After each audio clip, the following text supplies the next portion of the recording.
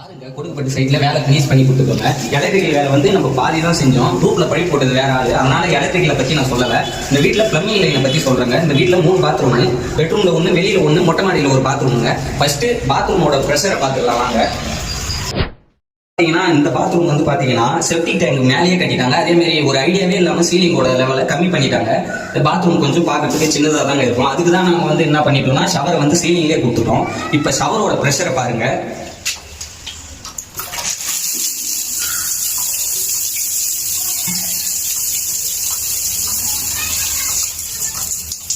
இங்க வந்து வால் மிக்சர்லாம் எதுவும் கேட்கல. ஹீட்டருக்கு ஒரு டேப் இருந்தா போதும்னு சொல்லிட்டாங்க. அதுக்கு கொடுத்துட்டோங்க. ஹீட்டர் இன்னும் ஃபிட் பண்ணல. ஹீட்டர் அவங்க வாங்கி கொடுத்தாங்கன்னா ஃபிட் பண்ணி கொடுத்துருவோம். டேங்கோட வாட்டர் லைனோட ப்ரெஷரை பாருங்க. இது வெஸ்டும் நம்ம ஃபிட் பண்ணி கொடுத்துட்டோங்க. கன்னும் இங்க வச்சுட்டோம். நம்ம ஒர்க் எப்படி இருக்குன்னு பாருங்க.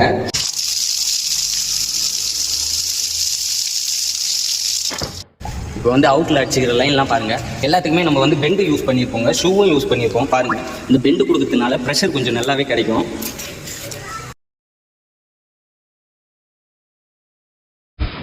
4 இன்ச் லிட்டில் லைனுக்குமே நம்ம வந்து பெண்டு அதிகமாக யூஸ் பண்ணியிருக்கோம். எல்லாத்துக்குமே பெண்டு யூஸ் பண்ணோம்னா நல்லாவே தண்ணி போகிற தண்ணி போயிட்டே இருக்கும். இந்த டோர் எல்லாம் நம்ம தேவையில்லாத இடத்துலலாம் போடாமல் தேவை இருக்கிற இடத்துக்கு மட்டும்தாங்க போடுவோம். இதை பாருங்க, இப்படி நம்ம திறந்து பார்த்துக்கலாம்.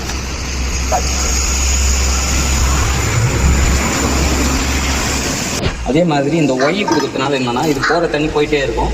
நேரம் வர தண்ணியும் போயிட்டே இருக்கும். இதுவே நம்ம டீ போட்டு பிடிச்சோம்னா இதில் வந்து இப்படி ஏறும் தண்ணி. அதனால டீ அதிகமாக யூஸ் பண்ண மாட்டோம். நம்ம ஒய் தாங்க யூஸ் பண்ணுவோம். அதாங்க மொட்டை மாடியில் ஒரே பாத்ரூம் தான். அதுக்கு நம்ம முக்கா படுக்க மட்டும்தான் நேராக எடுத்துகிட்டு போய் டேங்க்ல கொடுத்துட்டோம். கீழே இருக்கிற 2 பாத்ரூமுக்கு ஒரு 1.25 லைனை ஓட்டிட்டோம். மேலே மொட்டை மாடியில் இருக்கிறதுக்கு முக்கா படுக்க போட்டுட்டோம். நம்ம கன்சல்ட் பண்ணது எல்லாமே சிபிவிசி தாங்க. இப்போ வந்து இந்த அப்பார்ட்மெண்ட் கிளாம்பு நம்ம எதுக்கு கொடுக்குறோம்னா, நாளைக்கு வந்து இந்த இடத்துல இருந்து இந்த லைன் பிரிக்கணும்னா நம்ம பிரிச்சுக்கலாங்க. இன்னொரு லைன் வேணும்னாலும் இதில் நம்ம கொடுத்துக்கலாம். அதுக்கு தான் எக்ஸ்ட்ரா ஒரு லைன் விட்டு இருக்கும். இதில் வந்து எதனா ஒரு ரிப்பேர்னா கூட அறுத்து பார்த்துக்கலாம். நம்ம அவ்வளோ ரிப்பேர்லாம் வராது, எதுவும் ஃபால்ட்டுலாம் வராது. இதெல்லாம் வந்து பர்மனெண்ட் இல்லை. இதில் நம்ம கையை வைக்க போகிறதில்ல. அதனால யூ கிளாம்பு யூஸ் பண்ணி வச்சுக்கோம். அப்பார்ட்மெண்ட் கிளாம்பு எதுக்கு கொடுத்துருக்கோம்னா, இந்த இடத்துல நாளைக்கு ஏதாவது லைன் பிரிக்கணும்னா பிரிச்சுக்கலாங்க. அதுக்கு தாங்க. உங்கள் வீட்டுக்கு எலக்ட்ரிக்கல் அண்ட் பிளம்பிங் ஒர்க் நாங்கள் வந்து செஞ்சு தரணும்னு நினச்சிங்கன்னா ஸ்க்ரீனில் தெரிகிற நம்பரை கான்டாக்ட் பண்ணி டீட்டெயிலாக கேட்டு தெரிஞ்சுக்கோங்க.